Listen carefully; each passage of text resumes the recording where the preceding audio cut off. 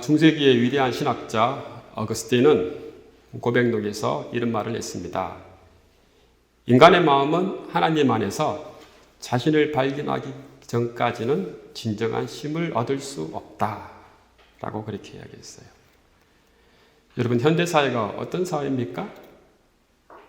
현대사회는 먼저 물질주의에 뿌리를 두고 있어요. 이 물질을 바탕으로 과학기술 문명이 고도로 발달되어 있습니다.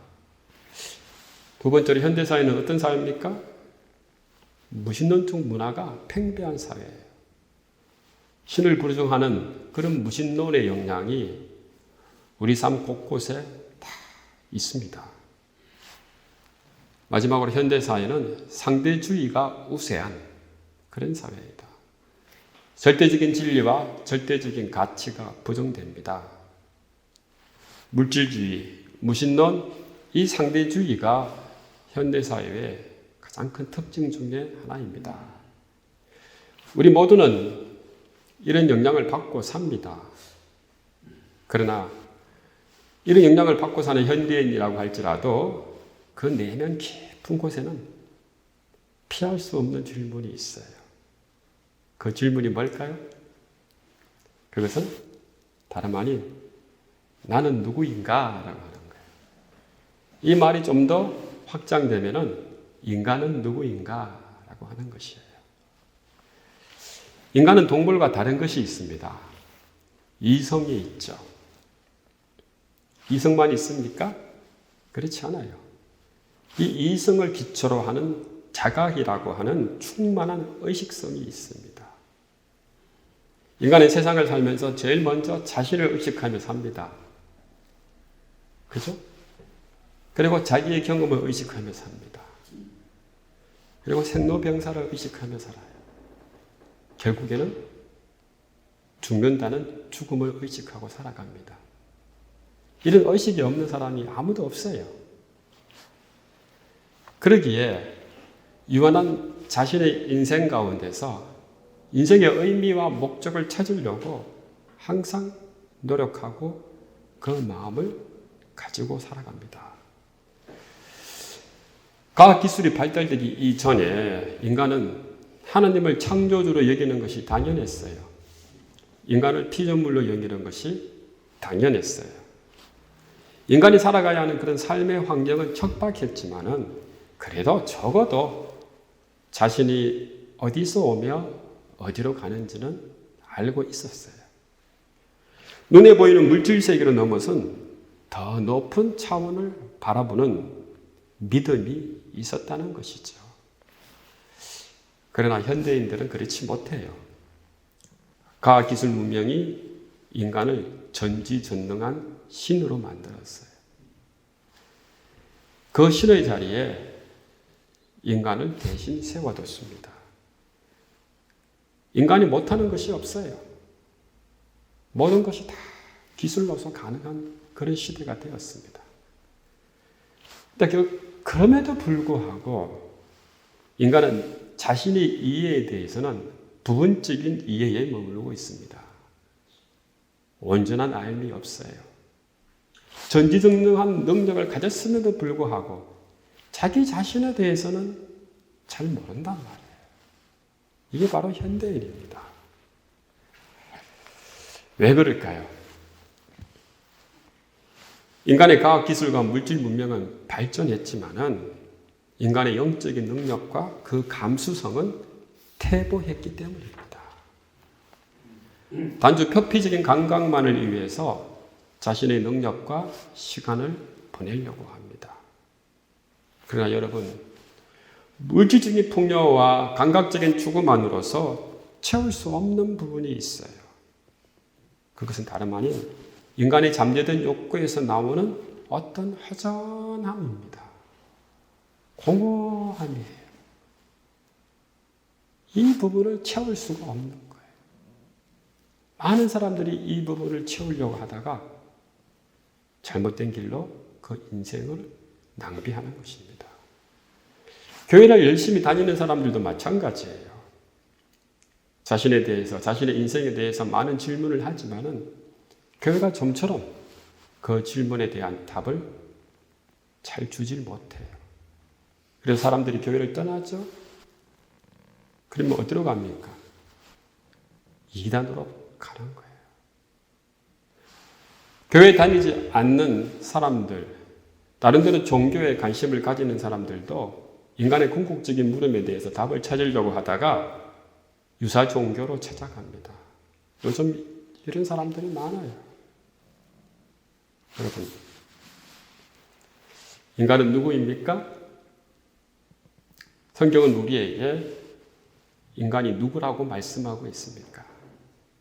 우리 창세기 1장 27절의 말씀이죠. 다 같이 한번 읽어보겠습니다. 하나님이 자기 형상 곧 하나님의 형상대로 사람을 창조하시되 남자와 여자를 창조하시고 하나님께서 인간을 만드셨습니다. 아무렇게나 만들지 않았죠? 하나님의 형상대로 만들었다라고 그렇게 이야기했어요. 하나님의 형상이라고 하는 이 말이 히브리어로 첼렘이라고 하는 말이에요. 이 말은 세워놓은 상, 신상을 가리키는 말입니다. 신이나 통치자의 상이 그 상의 장본인을 대리하듯이 사람은 하나님의 대리자이다라고 하는 그 뜻이에요. 그렇다면 하나님의 형상을 가진 인간은 도대체 누구입니까?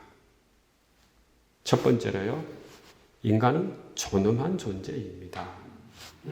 하나님께서 인간 피조물 가운데서 가장 이 인간을 존귀하게 창조하셨어요. 이 땅의 것으로만 창조한 것이 아니고 하나님의 신성한 것이 사람 안에 있습니다. 그것이 뭡니까? 하나님의 형상이다. 우리가 인간은 누군가라고 하는 이 질문에 답을 찾기 위해서 제일 먼저 내딛어야 할 첫걸음은 바로 우리 안에 내재된 하나님의 형상, 이 하나님의 신성을 찾아 나서는 일이에요. 그래서 레위기 19장 2절은 이렇게 말씀하고 있습니다. 너희는 거룩하라. 이는 나 여호와 하나님이 거룩함이니라. 왜 하나님께서 우리에게 거룩하라고 말씀하셨을까요? 하나님의 성스러움이 인간의 질이 될 수 있기 때문에 그런 거예요. 인간도 하나님처럼 거룩해질 수 있다라고 하는 것이죠. 이 하나님의 신성, 이 거룩함은 인간의 것이 아니에요. 하나님의 것입니다. 인간 스스로 만들 수 있는 것이 아니고 하나님께서 인간을 만드실 적에 하나님께서 우리에게 주신 선물이에요. 그러나 많은 사람들이 자신 안에 하나님의 신성이 있다는 사실을 잘 몰라요. 어떤 사람은 인정하지도 않아요. 그래서 현실 세계에 나타난 인간의 모습이 아주 다양하죠. 그 스펙트럼이 참 다양합니다. 사람을 수십 명 성폭행하고 잔인하게 죽인 이 살인마로부터 남을 위해서 자신의 목숨을 아낌없이 주는 사람까지 인간 군상의 모습이 참으로 다양합니다. 왜 이렇게 다양한 인간들이 존재할까요?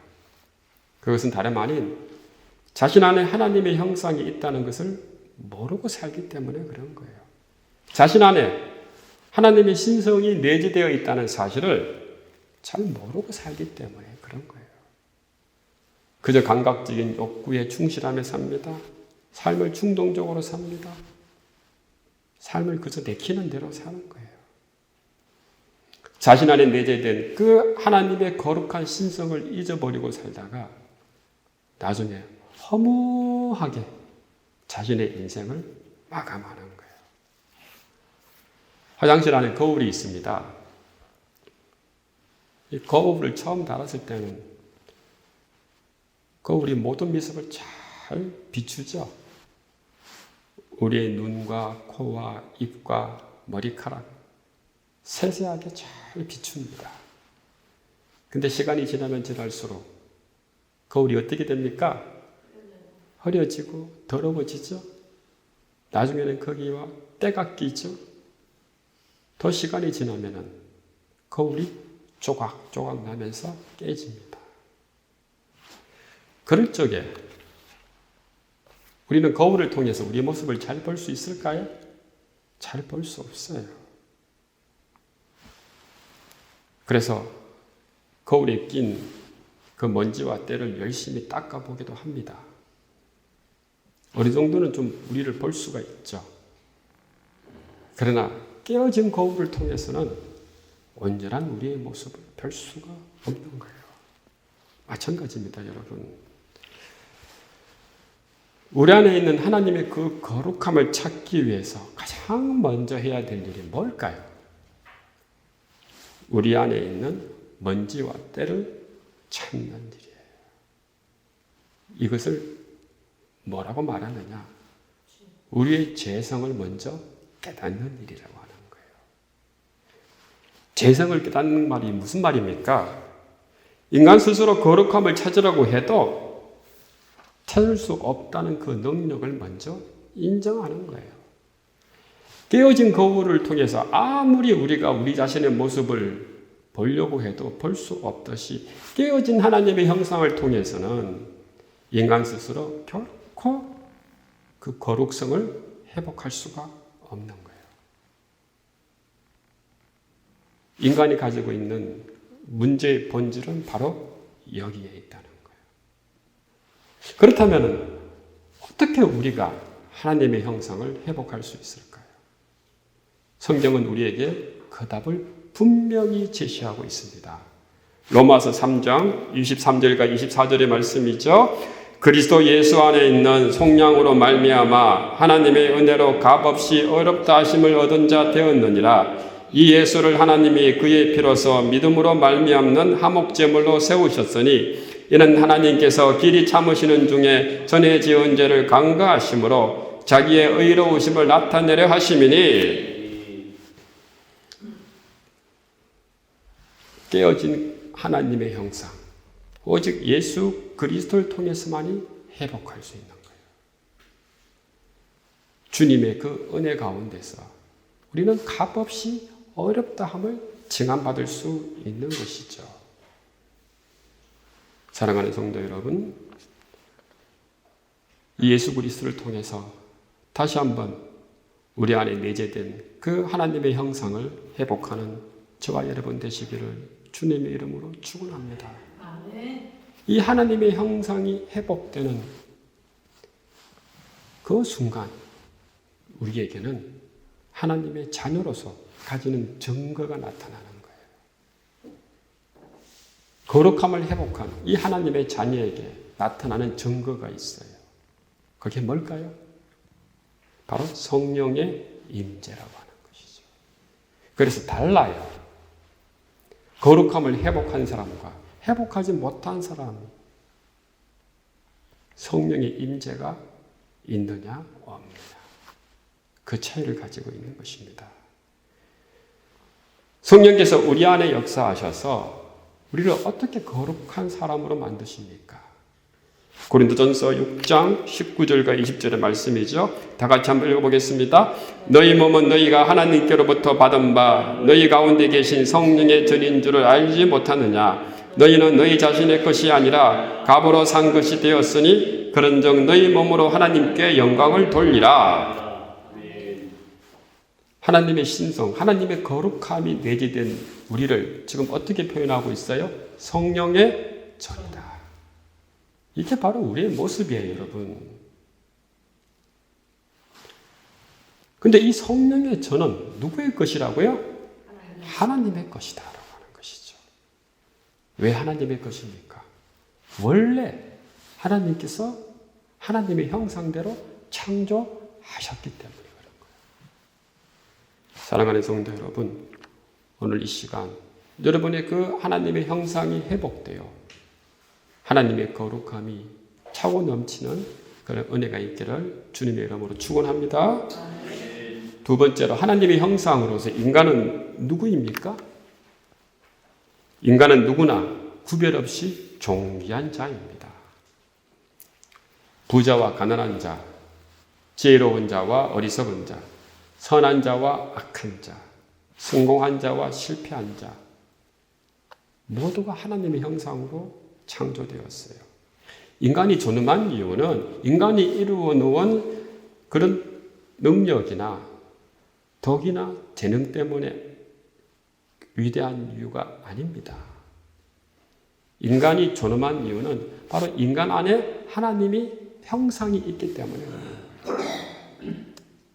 이 하나님의 형상이 나에게도 있고 너에게도 있고 우리 모두에게 있다는 거예요.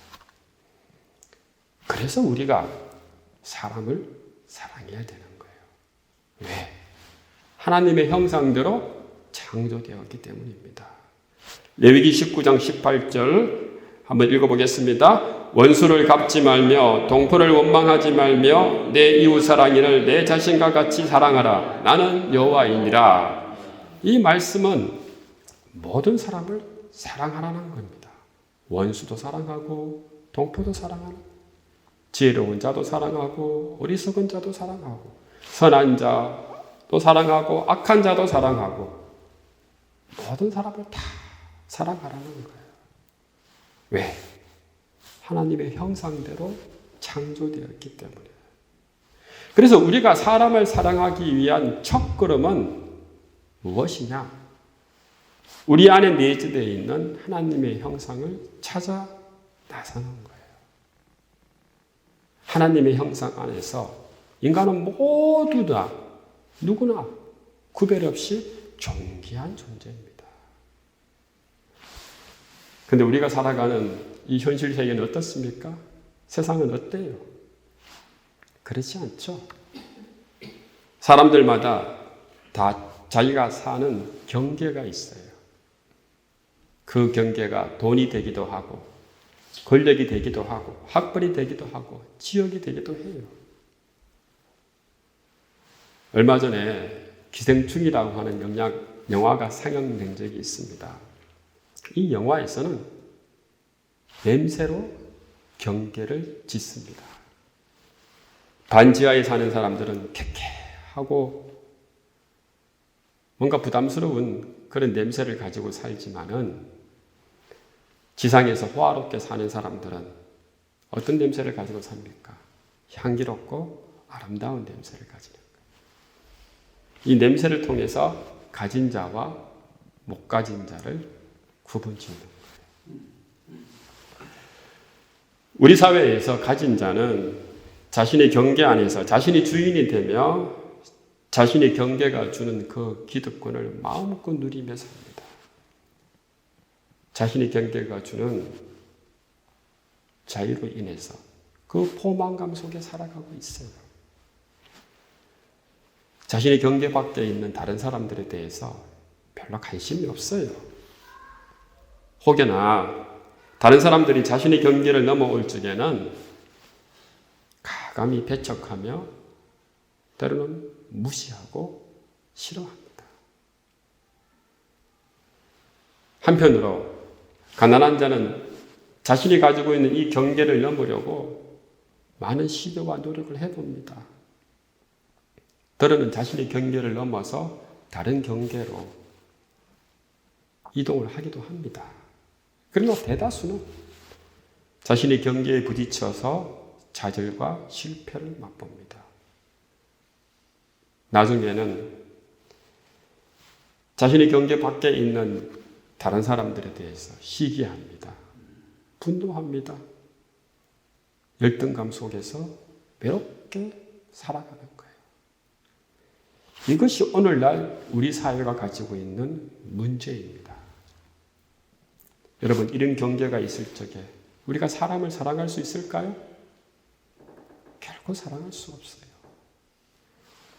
인간은 누구나 경계선을 가지고 있어요. 왜냐하면 그 경계선 안에서는 자기 정체성이 있기 때문에 그런 겁니다. 한국과 일본이 다른 이유는 서로 다른 국민의 정체성이 있기 때문에 그런 거예요. 경상도와 전라도가 다른 이유는 서로 다른 지역을 기반으로 하는 정체성이 있기 때문에 그런 겁니다. 경계는 자신을 지켜주고 보호해주는 안전한 울타리이기도 하지만은 때로는 이 경계를 통해서 다른 사람을 구별하고 차별하기도 하는 것이죠. 근데 우리 사회는 이 경계가 너무 두껍다는 거예요. 너무 견고하다는 거예요. 그것이 바로 문제라고 하는 것이죠. 사랑하는 성도 여러분, 하나님의 자녀로서 하나님의 형상을 가지고 있는 이 그리스도인은 경계 안에 사는 존재가 아니에요. 우리는 그 경계를 초월하며 사는 존재들입니다. 그 경계를 초월해 있는 나라, 그 나라가 어떤 나라입니까? 하나님의 나라라고.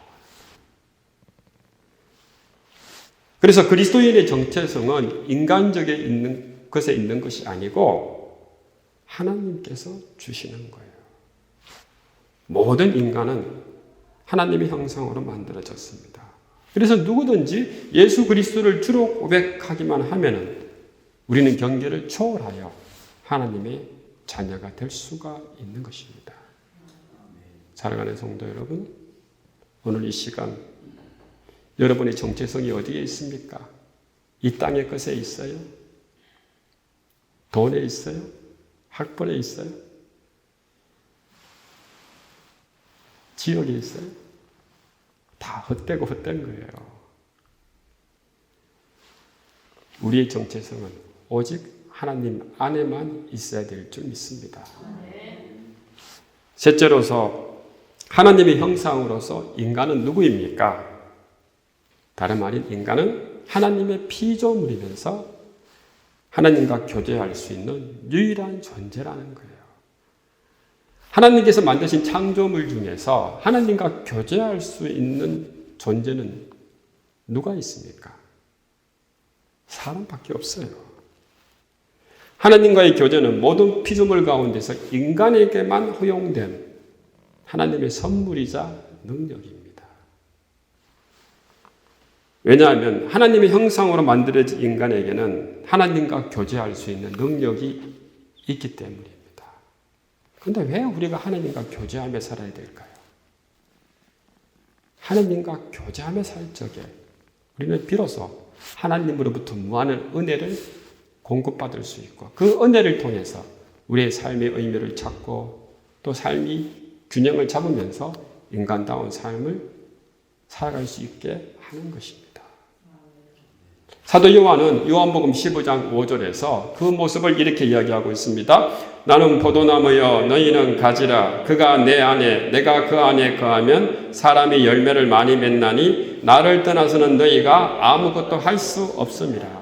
하나님과 진정한 교제가 있는 그리스도인 무엇이라고 표현하고 있습니까? 가지다. 포도나무에 붙어있는 가지다라고 얘기하고 있는 거예요. 포도나무에 붙어있는 가지는 뿌리로부터 그 영양분을 충분히 공급받아 맛있는 열매를 맺을 수 있습니다. 그러나 포도나무에 붙어있지 않는 가지 어떻게 됩니까? 말라 죽고 비틀어서 나중에는 불쏘시개가 되는 거예요. 사랑하는 성도 여러분, 어때요? 포도나무에 지금 붙어 있습니까? 달랑달랑 그냥 매달려 있는 거예요?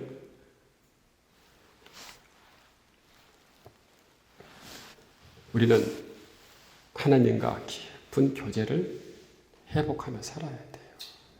근데 이 회복이 쉽게 잘 되지 않죠? 누구를 통해서만 될까요? 예수 그리스도를 통해서만 되는 거예요.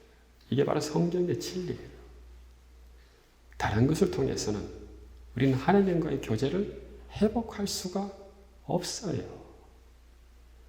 로마서 5장 10절이죠. 다 같이 한번 읽어보겠습니다. 곧 우리가 원수 되었을 때에 그의 아들의 죽으심으로 말미암아 하나님과 화목하게 되었은즉 화목하게 된 자로서는 더욱 그의 살아나심으로 말미암아 구원을 받을 것이니라.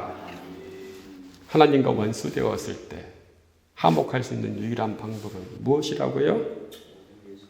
오직 예수 그리스도. 이 회복의 상태를 무엇이라고 지금 표현하고 있습니까? 구원이다라고 얘기하고 있는 거예요.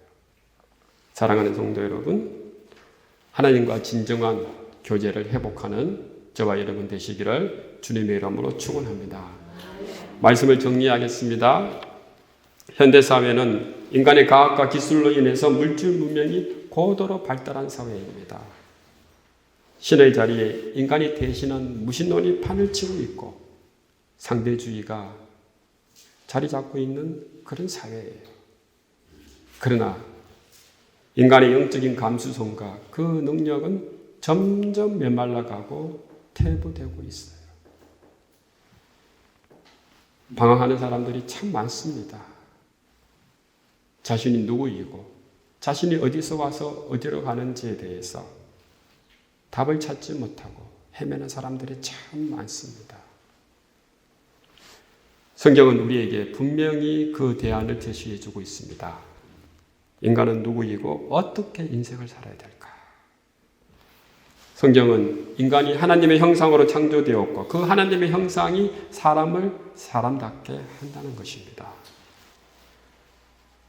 하나님의 형상으로 창조되었다는 것은 하나님의 대리자라는 뜻이에요. 하나님의 거룩성이 우리 안에 있고 그 거룩성으로 말미암아 우리는 서로 사랑할 수 있고 하나님과 교제할 수 있다는 뜻입니다. 사랑하는 성도 여러분, 하나님의 형상이 여러분 안에 있습니까?